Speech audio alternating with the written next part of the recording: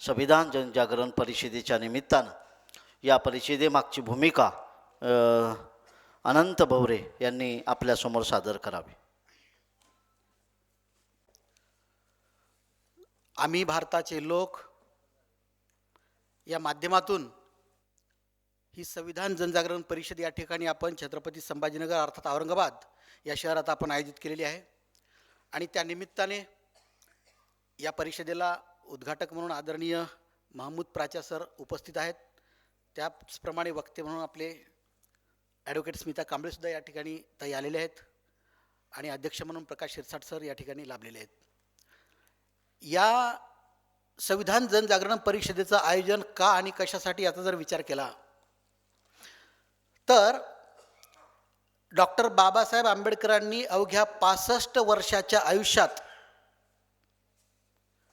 हजारो वर्षांचा भारताचा गुलामीचा इतिहास कायमचा पुसून टाकण्याचं काम भारताच्या संविधानाच्या निर्मितीतून केलेलं आहे.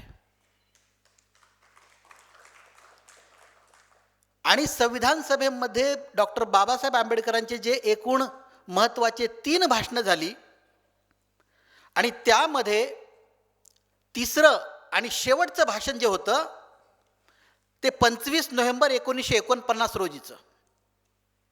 आणि त्या संपूर्ण भाषणाचा जो सारांश आहे, जो सार आहे, त्यामध्ये ते म्हणतात आणि ते आम्ही भारताचे लोक म्हणून ते आपल्याला आव्हान करतायत.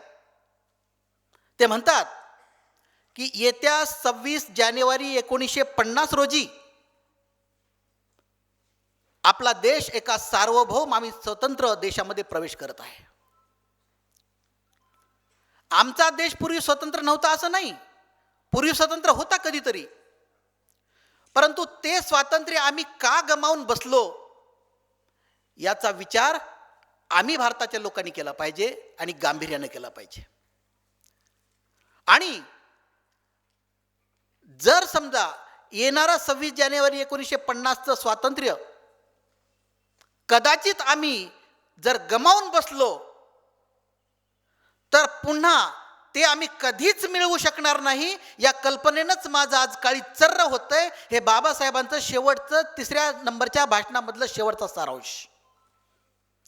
आणि गेल्या 75 वर्षामध्ये ही संविधान विरोधी शक्ती, मनुवादी, RSS वाली ही शक्ती गेल्या 75 वर्षापासून 1951 पासून ते आजपर्यंत या 2025 पर्यंत सुरुवातीला या संविधानाला संपवण्यासाठी सुरुवातीला गोगलगाईची गती घेतली, त्यानंतर कासवाची गती घेतली, त्यानंतर सशाची गती घेतली 2014 पासून आणि आता 2024 पासून प्रकाश वर्षाची गती घेतलेली या संविधानाला संपवण्यासाठी. परंतु ही संविधान शक्ती जी निसर्ग नियमाला अनुसरून आहे, स्वातंत्र्य निसर्ग नियमानुसार, समानता निसर्ग नियमानुसार, बंधुता निसर्ग नियमानुसार आणि न्यायसुद्धा निसर्ग नियमानुसार अशा निसर्गवादावर आधारित असलेल्या या लोकशाही आणि स्वातंत्र्य मूल्यांना या ठिकाणी आविष्कारित आणि अधोरेखित करण्याची जबाबदारी ही बाबासाहेबांनी त्या शेवटच्या भाषणामधून आम्ही भारताचे लोक म्हणून आम्हाला स्वीकारण्यासाठी जबाबदारी टाकलेली होती. परंतु गेल्या 75 वर्षामध्ये आम्हाला सर्व मोफत मिळाल्यामुळं आम्ही अजूनही त्या नशेच्या बाहेर अजून आम्ही पडलेलो नाही, ही आमची शोकांतिका आजही आहे, या संख्येवरून आपल्याला जाणवतं.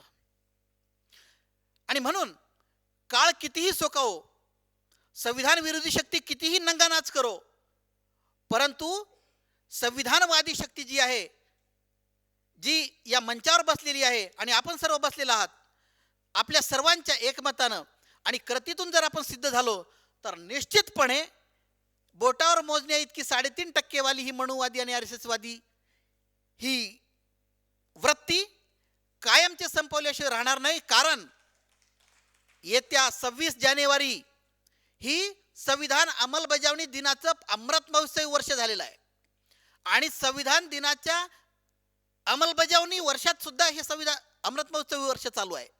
त्यामुळं हा एकच आपल्याला संकल्प असला पाहिजे की ज्या संकल्पामध्ये आपण त्या झोकून काम केलं पाहिजे.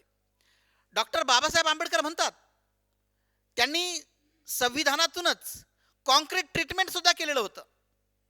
त्यांनी संविधानाचं महत्त्व, जसं अब्राहम लिंकन यांनी लोकशाहीची व्याख्या केलेली होती, लोकांनी लोकांसाठी लोकांकडून चालवलेली शाही म्हणजे लोकशाही. परंतु डॉक्टर बाबासाहेब आंबेडकरांनी या लोकशाहीची व्याख्या अजून गहन केली. ते म्हणतात, लोकांच्या सामाजिक आणि आर्थिक जीवनामध्ये आमूलाग्र बदल घडवून आणणारी, परंतु रक्ताचा एकही थेंब न सांडता अशी शाही म्हणजे लोकशाही. आणि या लोकशाहीला जिवंत आणि नेहमी तेवत ठेवण्यासाठी ते म्हणतात, 2 समीकरणं त्यांनी आपल्याला संविधानातून दिलेली होती. सार्वजनिक सदसद विवेक बुद्धी विकसित झाल्याशिवाय आमच्या देशात लोकशाही नांदणार नाही, आणि घटनात्मक नीतीचं पालन केल्याशिवाय आमच्या देशात लोकशाही नांदणार नाही. या दोन्ही सूत्रानुसार जर आपण आज ठरवलं तर 2025च्या काळामध्ये आमची लोकशाही आणि संविधान, सार्वजनिक सदसद विवेक बुद्धी विकसित होऊ शकली नाही आणि घटनात्मक नीतीचं पालन होऊ शकलं नाही, म्हणून आमचं लोकशाही आणि संविधान हे ICU मध्ये गेलेलं आहे. कधी डॉक्टर बाहेर येईल, आय एम सॉरी म्हणून याचा नेम नाही. आणि म्हणून डॉक्टर बाबासाहेब आंबेडकरांनी याही पुढे जाऊन याच्यावरती उपचार करून ठेवलेले आहेत, कॉन्क्रीट ट्रीटमेंट संविधानातून.